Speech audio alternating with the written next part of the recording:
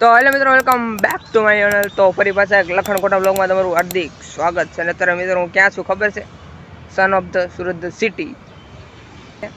આપણે આવી ગયા છીએ ત્યાં એકાદો વિડીયો શૂટ કરવા, અને હું ડાયરેક્ટ અહીંયા જ મારે મળી, કારણ કે બહાર બહુ શોર હતો, કારણ કે અહીંયા ટ્રાફિક મિત્રો એવું છે ને એની વાત જવા દો। બ્લોગ ચાલુ કર્યો ને અત્યારે આપણે રીલ શૂટ કરવાની છે, અને આ બે મારા કેમેરામેન છે જે બહુ સારું કામ કરે છે। તો આપણે આની આજુબાજુ બિલ્ડિંગનું કામ મિત્રો હાલે છે બહુ, જોઈ લો। હું પહેલી વખત આવ્યો ને ત્યાં બિલ્ડિંગનું કાંઈ કામ નહોતું, અને આ મિત્રો ગાર્ડન એટલું બધું છે ને, 1 કિલોમીટર આમ લાંબુ છે, 1.5 કિલોમીટર આમ એટલું મોટું ગાર્ડન છે। તો આપણે રીલ શૂટ કરી નાખીએ ચલો મિત્રો। અહીંનું લોકેશન ચેક કરો, આજુબાજુ ચંપા છે, ઝાડો છે, ટોટલ સુવિધા છે, થોડું ઘાસ છે, એટલે આમ ફરવા આવે ને મિત્રો સુરત દવે, કારણ કે સુરત એવું સિટી છે ને તો મજા આવ્યા કરે। બેહવાની વ્યવસ્થા છે, ઘણું મોટું છે, આપણે બધી કોર્સથી બતાવીશ, પણ પહેલાં એક વિડીયો શૂટ કરવાનો છે તો એ વિડીયો શૂટ કરી નાખી।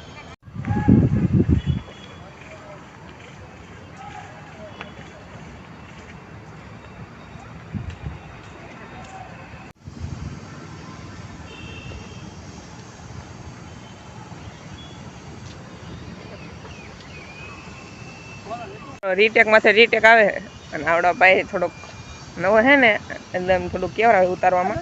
એટલે આપણે જઈએ બીજા લોકેશન, કે આ લોકેશનમાં વિડીયો શૂટ આપણેથી થશે નહીં, તો આપણે બગીચો હોય ને એવું જોઈ। એ ગાર્ડનની વાત કરીને મિત્રો, ગાર્ડન એટલું મોટું છે ને વાત જવા દો। સુરતનો તડકો એટલે તડકો હું સુરતનો તડકો એટલે તડકો, અને આ બિલ્ડિંગો જો ખાલી મિત્રો, અને જે ઓલપાની બિલ્ડિંગ દેખા ને એ તો ગાર્ડન બાર્ડન એક નંબર ના હતા। અહીંયા બાકડું આપણે જડી ગયો છે, આપણે રીલ શૂટ કરી નાખી થોડી ખાતી નથી, કારણ કે આ રીલ શૂટ આપણે પહેલી છે એટલે મિત્રો। અહીંયા લોકેશન આ રહ્યા, પણ ક્લિપ હરખી આવતી નથી, કેમેરો બગડ્યો બહુ લૂસી કે શોટ હારો આવી ગયો છે। હવે આ બાકડે બેઠો હોય ને એવો શોટ લેવાનો છે, રેડી? તો આપણે શોટ લઈ લઈશું।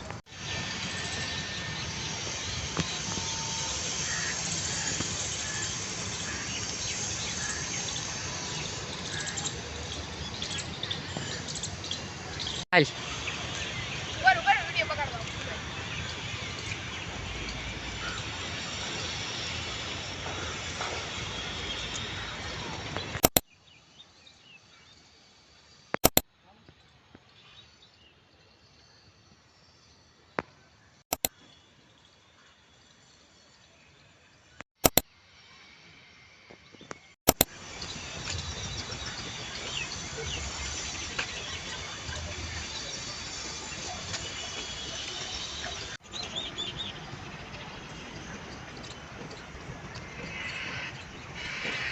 રીલ શૂટ કરતા હતા ને બરોબર આવી નથી, કારણ કે સિનેમેટિક ફોન આવવો પડે, 60 FPS હોય ને તો એ રીલ શૂટ થાય।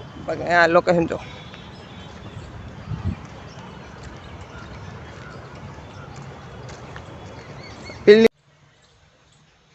મિત્રો આ બ્લોગ જો ને એટલા બધા સારા શોટ થઈ થાય। તો આપણે ઘરે જઈએ છીએ, બહુ ફરી લીધું। અહીંનું એન્ટર ગેટ છે, મુલાકાત બદલે આભાર। મિત્રો મૂન ગાર્ડન જો બહારથી કાંક આવું દેખાય ઉપર।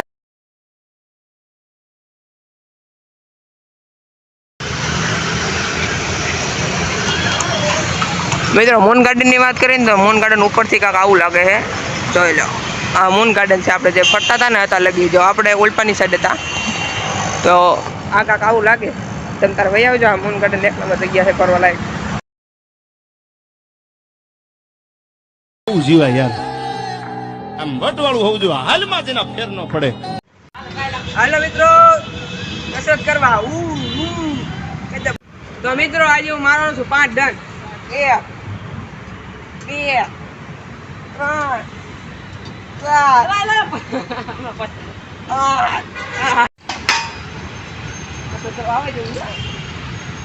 4 મસ્ત મજાની કસરત થઈ ગયા। આપણે નીકળી જઈએ ઘરે, કારણ કે તડક્યો હોય ને મિત્રો, તમને લાગે તો ખાલી ગામડા બધા તડક્યો હોય, પણ સુરત સિટીમાં આવો તો ખબર પડે કેટલા તડક્યો। અહીંયા વધારે લાગે, કારણ કે ગાડીનું પ્રદૂષણ વધારે રહ્યું એટલે વધારે તડકો લાગે।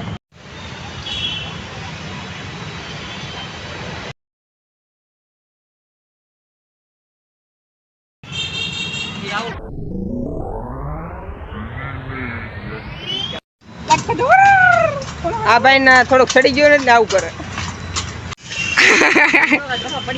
કાકા માથું બધું ફૂટી જાય.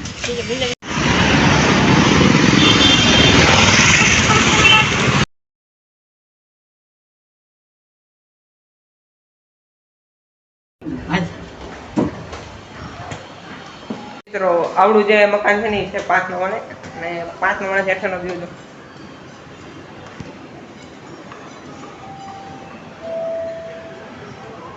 ચૌદ માળની બિલ્ડિંગ. મિત્રો મસ્ત બધું ખાઈ પી લીધું અને અત્યારે આપણે નીકળી ગયા છીએ હેઠે થોડો કાંટા મારી ગામમાં નહીં સિટીમાં. એ રીલ્સ બનાય તો इसको લાઈક કરો ફોલો કરો. મિત્રો કેવો લાગુ જરા કોમેન્ટ કરજો. અત્યારે સુરતની પરિસ્થિતિ એવી છે ને હેલ્મેટ વિના બહાર નહીં નીકળતું પણ તોય આવડા રખડે ક્યારેક પકડશે પછી ખબર પડતી કેમ થાય.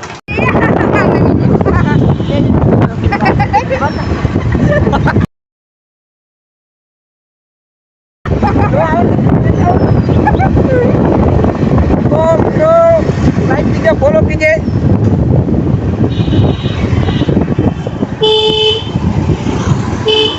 એટલે જોજી દેખાય છે ને મેરા રસ્તા ચલતા તું આગળ જતા કે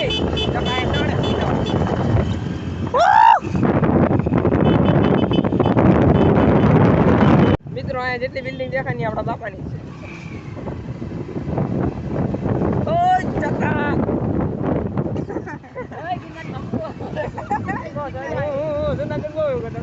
જય ગિરનારી લાઈવ બ્લોગ બનાવ્યો તો બહુ મજા.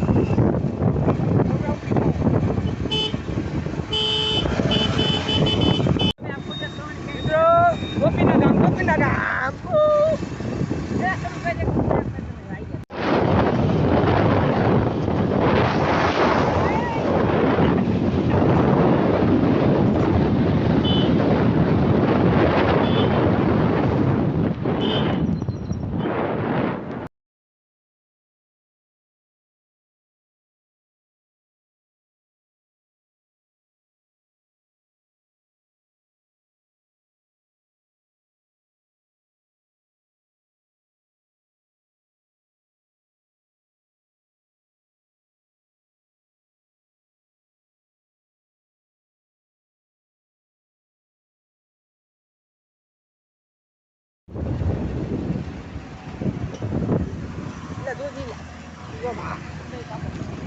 તો મિત્રો ઓલી દુકાન છે જે ગોળો ખાઈને 1000 રૂપિયા ફ્રી આપીને એ દુકાન છે. એવડી દુકાને મિત્રો આપણે રાતે આવીને એટલે ગોળો ખાઈ જવાનો આપણે કોઈ આપી અને એવડા 1000 રૂપિયા આપણે ફ્રી આપે પણ એ ગોળો આપણે ખવાય નહીં.